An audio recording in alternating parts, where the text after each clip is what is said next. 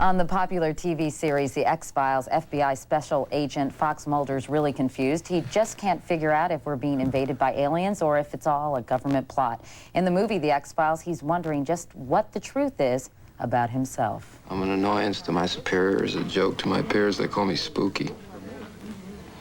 Spooky Mulder, whose sister was abducted by aliens when he was just a kid and who now chases after little green men with a badge and a gun, shouting to the heavens or anyone who will listen that the fix is in and that the sky is falling.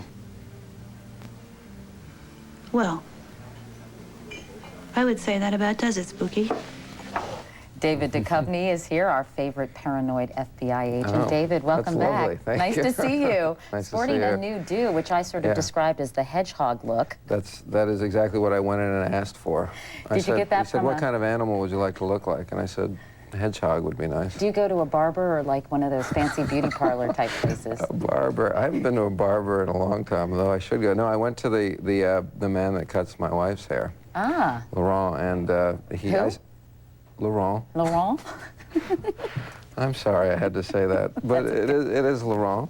And I said I just wanted to cut it all off, because I had this idea that I was going to have a disguise in the off-season. So I had a goatee at the time when I went in to get my haircut, and I thought I'd get a crew cut. Uh-huh. And see, because this is 4 weeks grown out.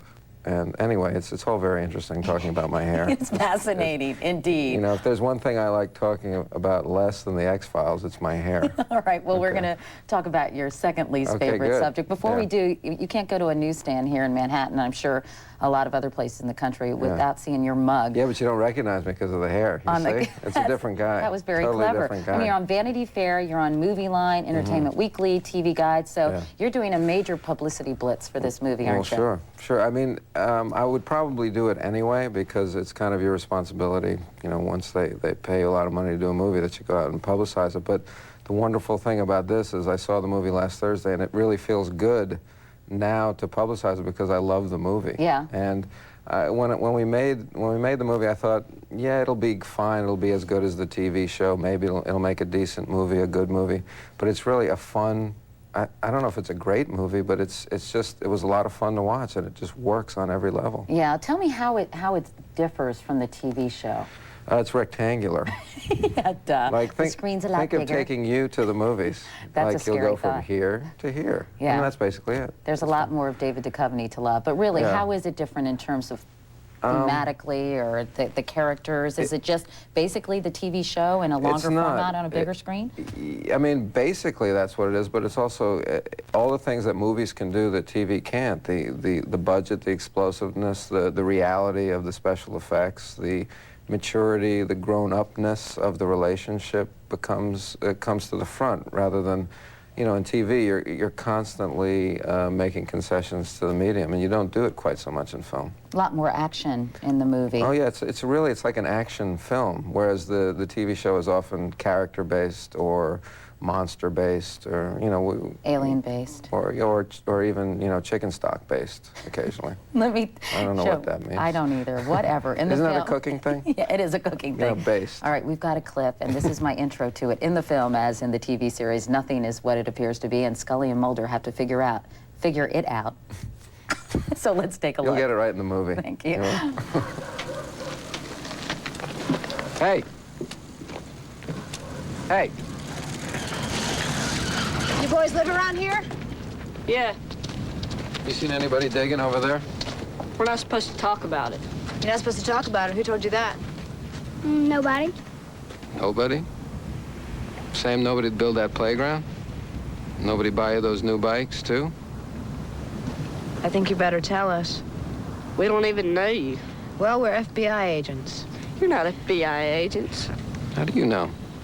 'cause y'all look like door-to-door salesmen.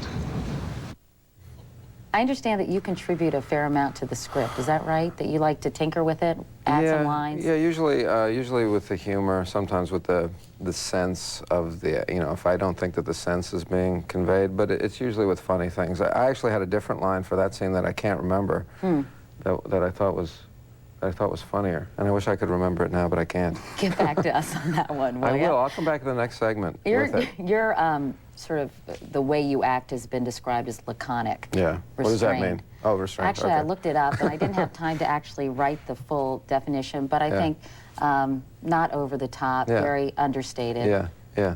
I sort of think of laconic as a positive form of laziness, but that's just me, my That's interpretation. interesting, taking a deadly sin and a cardinal sin and making it into a virtue.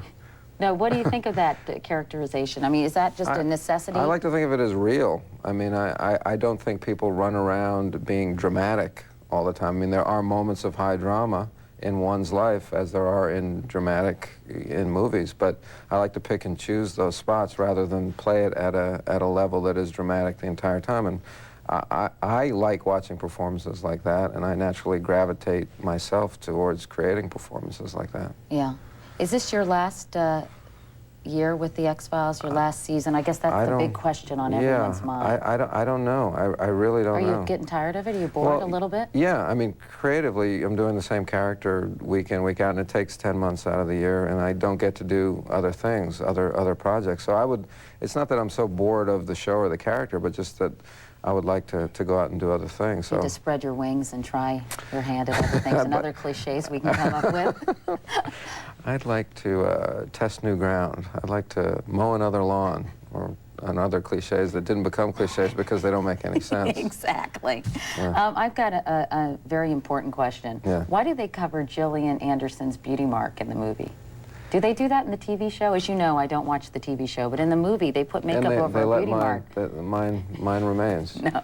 Yeah, that's true. Yeah, thank you. Why do they do that? The truth? Yeah. You'd like the truth? When we were doing the pilot, Chris Carter, who is obsessive about detail and opinionated about things that most people don't have opinions on, decided that her face wasn't big enough for her mole.